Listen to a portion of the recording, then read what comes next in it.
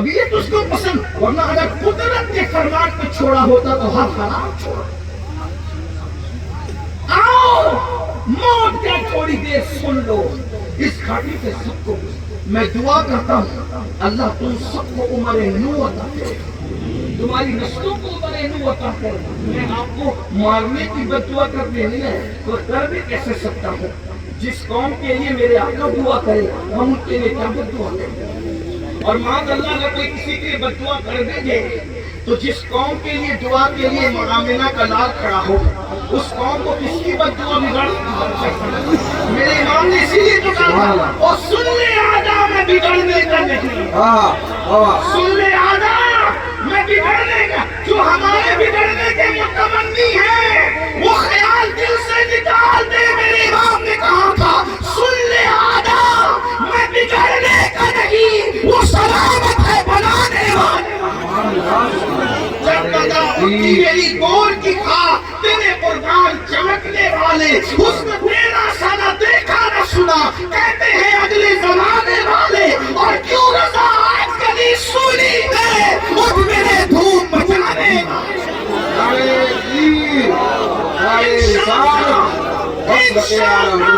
ہماری انشاءاللہ ہمیں کوئی بد دعا سے ہلاک نہیں کر سکتا، کیونکہ دعا کرنے والا وہ پیدا ہوئے تو ہمارے لیے دعا کی، پوری زندگی ہمارے لیے دعا کی، دنیا سے جا رہے تھے تو ہمارے لیے دعا کرتے ہوئے ظاہری طور پر تشریف لے گئے، اور ان کی دعا کیا ہے؟ عنایت کا جوڑا، اجابت کا صحرا، دلہن بن کے نکلی دعائیں محمد، اجابت پہ جھک کر گلے سے لگایا بڑی ناز سے جب دعائیں محمد۔ جلدی جلدی سن لے مگر میں بددعا کے طور پہ نہیں حقیقت کہہ رہا ہوں، اور اگر نہ بھی سنو گے تو موت سے گزرنا ہی ہے۔ موت کیا ہے؟ قرآن کہتا ہے اینما تکونوا یدرککم الموت ولو کنتم فی بروج مشیدہ، اگر تم مضبوط قلعوں میں جا کر چھپ جاؤ گے وہاں بھی موت آ کر رہے گی، موت سے کوئی بچ نہیں سکتا۔ لیکن موت آتی کیسے ہے؟ ایک بات یاد رکھنا، اپنے شعراء سے معافی چاہتے ہوئے وہ برا نہیں مانیں گے، اور نہ میں ان کو کچھ کہہ بھی نہیں رہا ہوں، لیکن ایک بات کہتا ہوں، شاعری کی دنیا الگ ہے، حدیث کی دنیا الگ ہے۔ یہ جو ہم کہتے ہیں نا مریں گے تو جو ہوگا دیکھا جائے گا، اور ہم دیکھ لیں گے اور ہم نپٹ لیں گے۔ ایک بات آپ سے کہتا ہوں، دیکھو یہ شاعری کی حد تک ٹھیک ہے، شاعر کو اجازت ہے، لیکن حدیث کچھ اور کہتی ہے۔ آپ کو بتاؤں نیک لوگوں کی بھی موت بہت آسان نہیں ہوتی۔ حدیث کی دنیا میں اگر چلو نیک لوگوں کی موت بہت آسان نہیں ہوتی۔ آپ کو بتاؤں جب حضرت سیدنا عیسیٰ علیہ السلام کو، میری بہنوں کی بھی توجہ، عیسیٰ علیہ السلام کو اللہ نے مردہ زندہ کرنے کے معجزے سے نوازا، تو حضرت عیسیٰ علیہ السلام کو ماں کی یاد آ رہی تھی، ماں کا انتقال ہو چکا تھا۔ کون سی ماں؟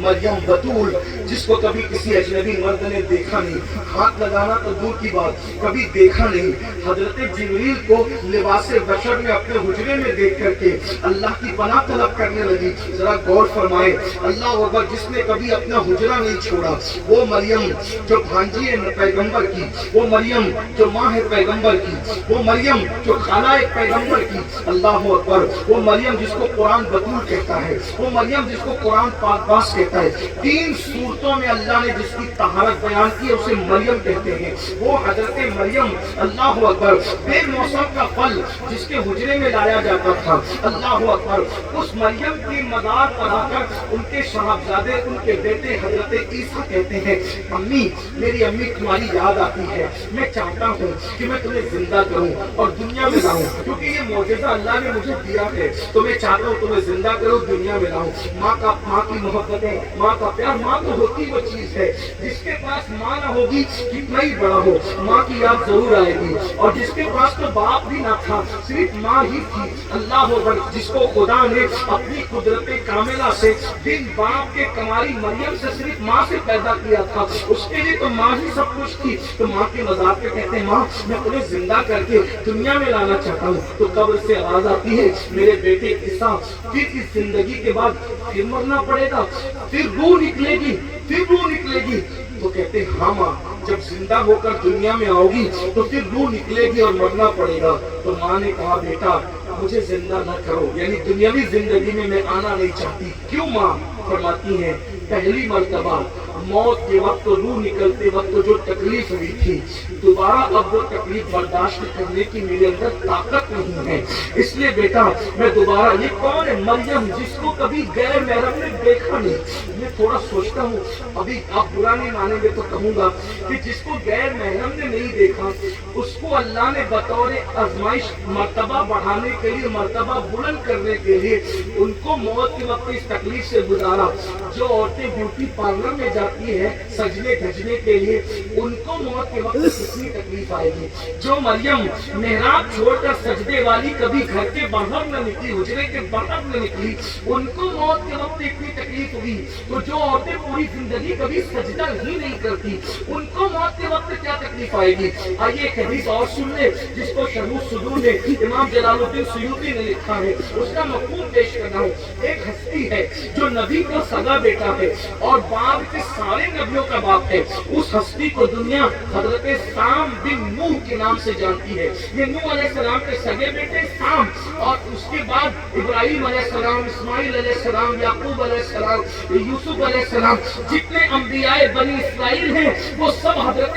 سام بن نوح کی اولاد میں سے ہے، اور جتنے بنو اسماعیل میں ہیں وہ بھی حضرت سام بن نوح کی اولاد میں سے ہے۔ جب عیسیٰ علیہ السلام کو مردہ زندہ کرنے کا معجزہ دیا گیا تو آپ نے مردے زندہ کیے، تو قوم جو ناہنجار تھی اس نے کہا تازہ تازہ قبروں سے مردے زندہ کرتے ہو، ایسا ہو سکتا ہے کہ وہ مرا ہی نہیں اور آپ نے زندہ کر دیا؟ تو اللہ اکبر، آپ سے کہا کہ کسی پرانی قبر پہ چلیے، توجہ کرنا بھائیو، کسی پرانی قبر پہ چلیے۔ حضرت عیسیٰ نے کہا جدھر لے چلو چلیں گے، تو وہ لوگ لے گئے حضرت سام بن نوح کی قبر پہ، نبی کا سگا بیٹا اور بعد کے سارے نبیوں کا باپ، یعنی چھوٹی موٹی ہستی کا ذکر نہیں ہو رہا ہے بھائیو، ابھی نبی کا ذکر ہے، نہ مرید کا ذکر ہے، نہ عالم کا ذکر ہے، نہ جاہل کا ذکر ہے، یہ نبی کا سگا بیٹا اور نبی کا سگا وفادار بیٹا اور سارے نبیوں کا بعد کے نبیوں کا باپ سام بن نوح، ان کی قبر کے نام سیوطی کہتے ہیں عیسیٰ علیہ السلام گئے، اور اس کے بعد جب قوم بإذن اللہ کہا وہ اپنی قبر سے مٹی جھاڑتے باہر آئے اور پوچھا کہ قیامت آ گئی؟ تو کہا کہ قیامت نہیں آئی، اللہ کے پیغمبر عیسیٰ علیہ السلام کی دعا سے تم زندہ ہوئے ہو،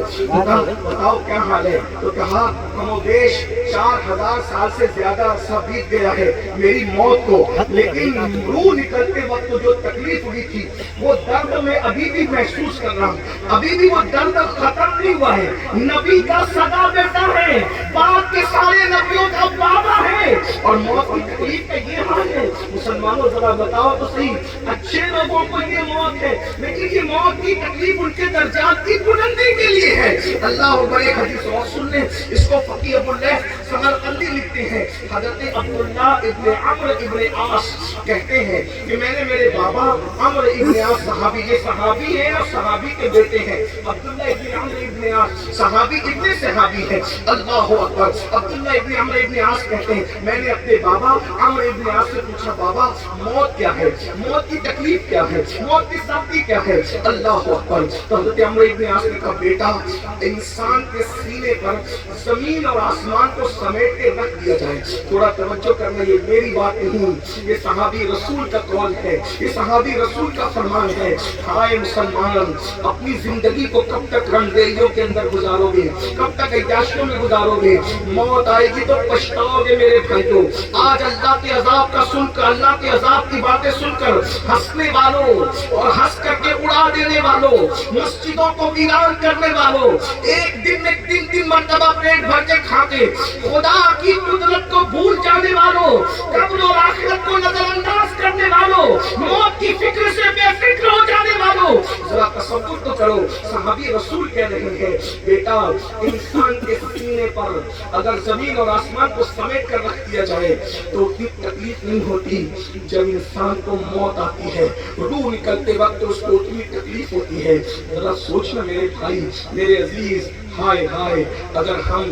10-20 کلو کا وزن پیٹ پہ اٹھا لیں تو ہم بھاگنے لگتے ہیں، لیکن یہ زمین اور آسمان سے وزنی اگر کوئی چیز ہمارے سینے پہ رکھی جائے تو کیا ہوگا؟ ہم ابن عاص کہتے ہیں میرے بیٹے اسی پر بس نہیں، جب روح نکلتی ہے تو ایسے لگتا ہے جیسے انسان اپنی ناک سے سانس نہیں لے رہا ہے بلکہ سوئی کے ناکے سے سانس لے رہا ہے۔ ذرا سوچو تو صحیح، یہ ناک اگر نزلے سے بھر جائے تو راتوں کی نیند اڑ جاتی ہے، جب موت کے وقت یہ کیفیت ہوگی کہ اللہ اکبر، ناک سے نہیں بلکہ سوئی کے ناکے سے سانس لی جا رہی ہوگی، اس وقت ہمارا کیا بنے گا؟ پھر اس کے بعد عمرو ابن عاص کہتے ہیں میرے بیٹے اگر کسی کے پیٹ میں ببول کا درخت کو گھسا دیا جائے اور نیچے سے اس کو کھینچا جائے اور سارے کانٹے اس کے ایک ایک رگ میں سما جائے، جب کھینچا جائے گا تو اس کی کیفیت کیا ہوگی؟ فرماتے ہیں اس سے زیادہ میں موت نہیں بتا سکتا، اس لیے کہ موت اگر جانوروں کو بتا دی جاتی کہ موت کیا ہے تو تمہیں کوئی گوشت والا جانور نہیں ملتا جس کا تم گوشت کھا سکتے تھے۔ میرے آقا فرماتے ہیں سچے رسول صادق و مصدوق مصطفیٰ کریم رؤوف الرحیم صلی اللہ علیہ وآلہ وسلم کہ اگر موت لوگوں کو بتا دی جائے تو لوگ ایسے گھلنے لگیں گے جیسے پانی کے اندر نمک گھلنے لگتا ہے۔ یہ اپنے آقا کا فرمان ہے، اس گھاٹی سے گزرنا ہے، اس وادی سے گزرنا ہے، اللہ اکبر، موت اسے کہتے ہیں۔ اور آپ کو بتاؤں، آئیے آگے بڑھتے ہیں، فتاوی رضویہ جلد 9 میں امام